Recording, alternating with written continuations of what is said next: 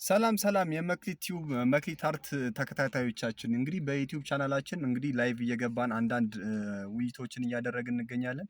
በሳምንት 3 ቀን ላይቭ እንገባለን፣ ሀሳባችን እናነሳለን። ትናንትና የተነጋገርንበት ሀሳብ ምንድነው? እንግዲህ ስለ አንድ ሰው ራስን መውደድ በፈጣሪ ዘንድ ጥሩ ነው መጥፎ ነው የሚለውን ውይይት ተወያይተናል።